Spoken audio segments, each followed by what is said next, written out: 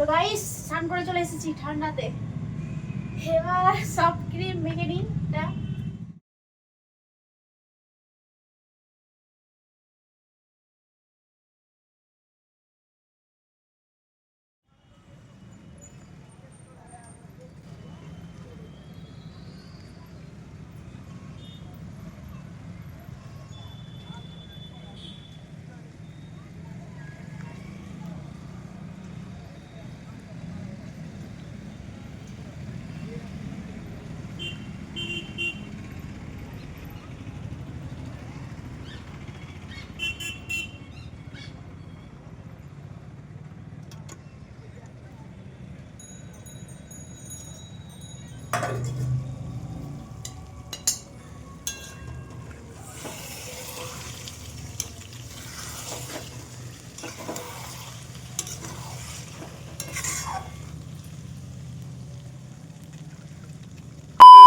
Good morning বন্ধুরা, তোমরা সবাই কেমন আছো? আশা করছি সবাই ভালো আছো। তো আমিও মোটামুটি ভালো। ব্লগটা শুরু করছি। তো এখন সকাল সকাল বলতে 10টা বেজে গেছে অলরেডি। তো আমি এখন স্নান করবো, পুজো করবো। তো ঠান্ডা প্রচণ্ড লাগছে, তো কী করবো বুঝতে পারছি না। তাও যাই হোক আমি স্নান করবো। তো এখন আমাকে স্নান করতে হবে, স্নান করে পুজো করতে হবে, রান্না করতে হবে। আর তো আমার ব্লগটা শুরু করেছি সকাল সকাল। আর যে যেখান থেকে আমার ব্লগটা দেখছো তারা প্লিজ চ্যানেলটিকে সাবস্ক্রাইব করো। আর কোথা থেকে দেখছো প্লিজ কমেন্টে জানাও। তো তাহলে আমার একটু ভালো লাগবে। আর স্নান করবো, স্নান করে আরও কী কাজ করবো সেগুলো দেখতে থাকো। আর ভিডিওটা ভালো লাগে একটা লাইক। তো চলো আগে স্নান করে নিই। আগে স্নান করার আগে আমাকে আগে একটু চিকেন ধুতে হবে। মাংস এনেছে, তো মাংসটা ধুয়ে তারপর স্নান করবো। তো চলো মাংসটা আগে ধুয়ে নিই। তো চলো। তো আমি কলতলাতে এসে গেলাম। আর কলতলাতে চিকেনের প্যাকেটটা এখন আমি খুলে নিচ্ছি। তো চিকেন এনেছে, তো চিকেনটা ঢালা হয়নি, তো আমি একবারই ঢেলে ধুয়ে নেবো ভালো করে পরিষ্কার করে। তার জন্য আমি একটা ঝাঁঝরি নিয়ে নিয়েছি। আর ঝাঁঝরিতে জলটা রাখলে ভালো, জলটা ঝরে যাবে মাংসটা রাখলে। তার জন্য আমি একটা ঝাঁঝরি নিয়ে নিয়েছি। আর এখানে দেখো একটা ট্যাং নিয়ে নিয়েছি দুটো। আর ট্যাংগুলো গরম জলে ভিজিয়ে ছাড়াতে হবে। তো আমি আগে নর্মাল জলে ধুয়ে নেবো, পরে তখন আমি ছাড়াবো। তো আগে আমি মাংসটা ধুয়ে নিই, তোমরা দেখতে থাকো। আর কারা কারা এই মুরগির ট্যাং খাও তো অবশ্যই কমেন্ট করো। আর আগে আমি স্নান করিনি, এখনও স্নান করবো। তো আগে স্নান করার আগে আমি আগে মাংসটা ধুয়ে নিই, তাই দিয়ে স্নান করবো। কারণ মাংসটা ধুয়ে স্নান করলে আবার স্নান করে যদি মাংস ধুয়ে আবার হাত এস্টানি গন্ধ করবে। তার জন্য আগে মাংস টাংস ভালো করে পরিষ্কার করে ধুয়ে নিব, তারপরে আমি স্নান করবো। স্নান করে আবার পুজো করতে হবে, রান্না করতে হবে। আর মা তো চলে গেল গঙ্গা। তো মা আমাকে এগুলো বলে গেছে এগুলো কর। আর রান্না করতে করতে মা যখন চলে আসবে তখন মা কিছুটা করবে। তো যাই হোক আমার মাংস ধোয়া হয়ে গেল আর স্নান করাও হয়ে গেল। তারপর আমি চলে এলাম ঘরে। আর আমার এখন স্নান করা হয়ে গেল। স্নান করে শীতে আর কনকনে ঠান্ডা জলে আমি স্নানটা করে নিলাম। আর একটা সফট ক্রিম লাগিয়ে নিচ্ছি মুখে, আর নিভিয়া। তো এখন শীতের দিনে ক্রিম না লাগালে হবে না, মুখ তখনকার কেমন টাইপের কড়া কড়া টাইপের হয়ে যাবে ক্রিম না লাগালে। তো যাই হোক ক্রিমটা আমি লাগিয়ে নিচ্ছি, না লাগালে আবার মুখটা আবার কড়া কড়া ফাটা ফাটা হয়ে যাবে।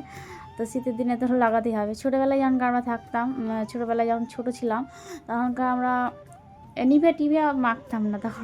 তখনকার মারা রাত্রেবেলায় ঘুমানোর আগে বোরোলিং লাগিয়ে দিত। ওই বোরোলিং লাগাতাম, আর অত ক্রিম টিম লাগাতাম না। আর হয়তো সকালবেলায় পন্ডস লাগাতাম। তো ওই যখনকার আমরা বিকালবেলায় খেলতাম আর রোদে আমাদের গালগুলো একবারে ফাটা ফাটা হয়ে যেত। তখন তত কিছু মাখতাম না ক্রিম টিম শীতের, তখন ফাটা ফাটা হয়ে যেত আর লাল লাল হয়ে যেত আর গালগুলো। তো এখন আর হয় না, বড় হয়ে গেছি, এখন ক্রিম টিম মাখি। আর আগে অত যত্ন নিতাম না, তাই হতো। তো আগে ধুলো টুলো ঘাঁটতাম, ধুলোতে বেশি শীতের দিনে ধুলো ঘাঁটলে বেশি পা ফাটবে, গাল ফাটবে, ঠোঁট ফাটবে, কিন্তু এখন আর ফাটে না। তো যাই হোক আমি স্নান করে এখন ক্রিমটা মেখে নিচ্ছি। আর স্নান করে আবার পুজো টুজো করতে হবে, আবার ছাদে জামা কাপড়গুলোও মেলে আসতে হবে। তো এখানে আমি এটা কানের পরে নিচ্ছি। কানের পরেছিলাম না, কারণ আমি কানের পরি না, বাড়িতে কোনো জায়গায় যাই তখনই পরি। কারণ আমি অত কানের পরি না, কারণ হচ্ছে যে কানের তালুতে কানের পরলে মানে একটু রস জমে যায়। আর রস জমিয়ে একটু চুলকোতে শুরু করে, তার জন্য কানেরটা পরি না, কানেরটা খুলে রেখে দিই। আর মাঝে মাঝে যখন কোথাও যায় তখন পরি। তো আজকে ইচ্ছে হলো তাই কানের দুটো খোঁজাখুঁজি করে পরলাম। তো এবার ছাদে যেতে হবে, ছাদে জামা কাপড় আছে, জামা কাপড়গুলো মেলা হয়নি। তো আমি আগে ক্রিম টিম মেখে আমি এখন ছাদে চলে যাব। না, ছাদে একটু রোদও আছে, তো একটু রোদে একটু, আর এখন তো শীতের রাজা রোদ, রোদ না থাকলে কিন্তু হবে না। আর শীতের দিনে রোদ লাগবে, আর গরমের দিনে বাতাস, তখনকার আর রোদে থাকা যাবে না। তো এখন শীতের রাজা হচ্ছে রৌদ্র, তার জন্য আমি এখন ছাদে চলে এসেছি আর এখন জামা কাপড়গুলো মেলে দিচ্ছি। আর এগুলো সকালবেলায় মা মেলে দিয়েছিল, হালকা হালকা মানে একটু ছিটি হয়েছিল, তার জন্য একটু ওগুলো মেলে দিয়েছে। তো আমার এখন স্নান করে আমি এখন ছাদে জামা কাপড়গুলো মেলে নিই, আর মেলে আবার পুজো করতে হবে। আর তো আমি জামা কাপড় মেলে নিই, তো তোমরা দেখতে থাকো। ঠান্ডার দিনে, শীতের দিনে স্নান না করলে কেমন লাগে, আর স্নান করলেই মনটাও ফ্রেশ লাগে আর নিজেকেও অনেকটাই ফ্রেশ লাগে। তো আর স্নান করে নিলে আর বেশ ভালোও লাগে, আর স্নান না করলে নেওয়া নিজেকে কেমন কেমন যেন লাগে। তো আমি সকাল সকাল ঠান্ডা জলে স্নান করে নিয়েছি, আর গোপালকেও আমি এখন স্নান করিয়ে দিচ্ছি, কারণ অনেক দিন ধরে স্নান করা হয়নি, কারণ আমাদের একটা ঠাকুমা মারা গেছিলো, ওরা অসুখের কারণে আমরা গোপালকে স্নান করানো হয়নি। আর 21 দিন হয়নি বলে আজকে 21 দিন হয়ে গেছে। আর আজকে গোপালকে ভালো করে স্নান করিয়ে দিচ্ছি, আর পুজোটাও করে নেবো ভালো। অনেক দিন ধরে পুজো করা হয়নি, তো 21 দিন না হলে পুজো করতে হয় না, সেই কারণে পুজোগুলো করা হয়নি। তো আজকে পুজো করে নেব। তো আমি প্রথমে স্নান করে দিলাম গোপালকে, আর গোপালের একটা জামা পাল্টে দিচ্ছি। আর কার কার বাড়িতে আমার মতো গোপাল আছে অবশ্যই কমেন্ট করো। আর আমার গোপালটাকে দেখো সুন্দর একটা জামা পরিয়ে দিচ্ছি, আর চুলটাও লাগিয়ে দিচ্ছি, আর মুঠোটা পরিয়ে দিলাম। তো দেখো কত সুন্দর লাগছে গোপালকে, পেছন থেকে দেখো কত সুন্দর লাগে, সামনেরটা তো দেখানো হচ্ছে না কারণ দেখতে পাওয়া যাচ্ছে না। তো যাই হোক, আমি গোপালটাকে আমি নিজের জায়গায় আবার রেখে দিলাম। তো আমাদের এখানে দেখো গোপালটাই আরতি করছি, তখন দেখতে কত সুন্দর লাগছিলো। আর সব ঠাকুরকে আমি ভালো করে পুজো করে নিলাম, তোমরা দেখতে থাকো।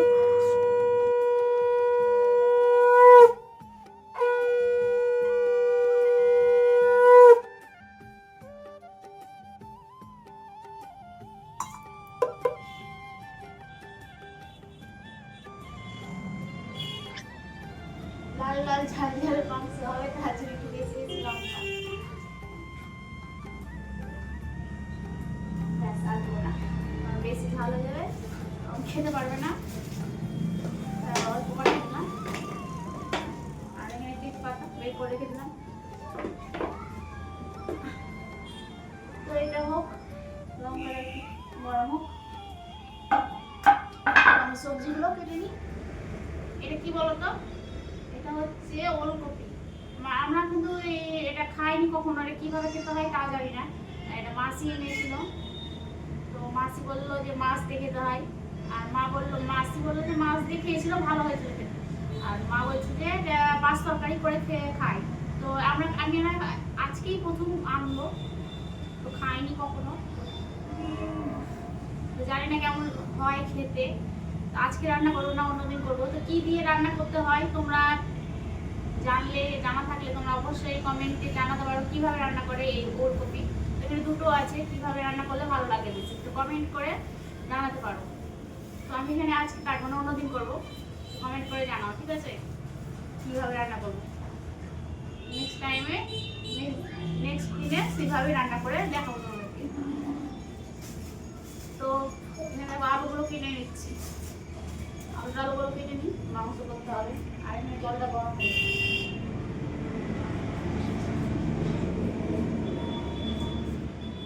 এই মাংস করতে যেমন টাইম লাগে না বেশি, কিন্তু জোগাড় করতে অনেকটাই টাইম লাগে।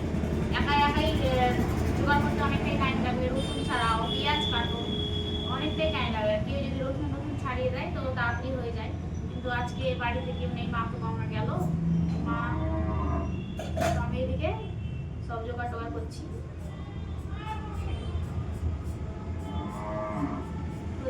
গরম জলটা হয়ে গেছে, তো গরম জলটা লঙ্কা ভিজাতে দিয়েছিলাম। তো আমার তো এদিকে গরম জল বসিয়েছি, কারণ হচ্ছে শুকনো লঙ্কা ভিজাতে দিয়েছি। শুকনো লঙ্কা মানে গরম জলে একটু ভিজিয়ে দিলে মানে মশলাটা ভালো পেস্ট হয়, তার জন্য আমি গরম জলে শুকনো লঙ্কাগুলো দিয়ে দিয়েছি, আর পেস্টটাও বেশ ভালো হবে তার জন্য। আর এখানে আলুগুলো কেটে নিচ্ছি, মাংস রান্না হবে তাই। তো আমি এগুলো আলুগুলো কেটে নিই আর সব যোগাযন্ত্র করে নিই। আর তাহলে ভিডিওটা তোমরা দেখতে থাকো। আর যারা যারা আমার ভিডিও দেখছো এখনও পর্যন্ত, যারা যারা আমার চ্যানেলে নতুন, তারা প্লিজ চ্যানেলটিকে আমার সাবস্ক্রাইব করো আর আমার পাশে থাকো। আর ভিডিওটা ভালো লাগলে অবশ্যই একটা লাইক আর ভিডিওটা দেখতে থাকো।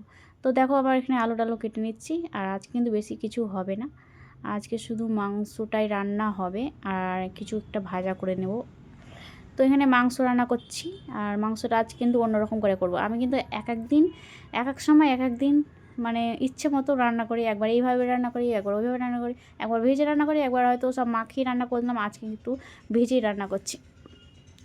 তো ভেজেও একরকম টেস্ট লাগে, আর ভালো করে মাখিয়ে ওর আরেক রকম টেস্ট লাগে। মানে যেভাবে যেমন করে ইচ্ছে তেমন করে করো, মাংস কিন্তু অনেকভাবেই অনেক রকম করেই করা হয়। তো আমি দেখো এইভাবেই রান্না করছি। প্রথমে চিকেনটা ভালো করে ভেজে নিলাম, আর পেঁয়াজের সঙ্গে ভেজে নিচ্ছি, আলাদা এক্সট্রা করে আর ভাজলাম না। মানে পেঁয়াজটা ভাজছিলাম, পেঁয়াজটা যখন ভাজা হয়ে গেল, পেঁয়াজের মধ্যেই মাংসটা দিয়ে দিয়েছি, ওতেই আমি ভেজে নিলাম হালকা করে। তারপরে এই এই মশলা, আদা রসুন পেঁয়াজ জিরে লঙ্কার পেস্টটা আমি মাংস তো দিয়ে দিলাম, হলুদ লবণ, এবার ভালো করে কষিয়ে নেব। তো আমি এখানে কষাতে থাকি, তো তোমরা দেখতে থাকো। পরিমাণ মতো লবণ দিলাম, আর পরিমাণ মতো হলুদ। তো যতটা লাগবে তোমরাও ততটা দিবা, আমার যতটা আমার লাগবে ততটা আমি দিলাম। তো যাই হোক, আমি এখানে তেল দিয়ে আমি ভালো করে কষিয়ে নিচ্ছি। তো তোমরা দেখতে থাকো। আর আলুটাও ভেজে নিয়েছি আগে, আর আলুটা পরে দেবো, এখন দেবো না। ভালো করে কষিয়ে নিই তারপরে দেবো। তো দেখতে থাকো ভিডিওটা।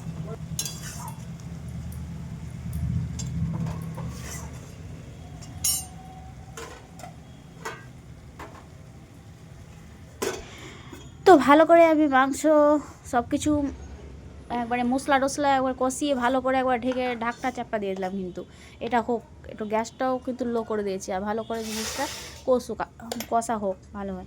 আর এখানে দেখো ভাজা করার জন্য এখানে কিছুটা সিম কেটে নিয়েছি। সিমটা কেটে নিয়েছিলাম কারণ সিমটা অল্প ছিল, নষ্ট হয়ে যাবে, তার জন্য ভাবলাম সিম আর গাজর ছিল, গাজর আর আলু একসাথে কেটে নিলাম, আর ওটা ভাজা করে নেব।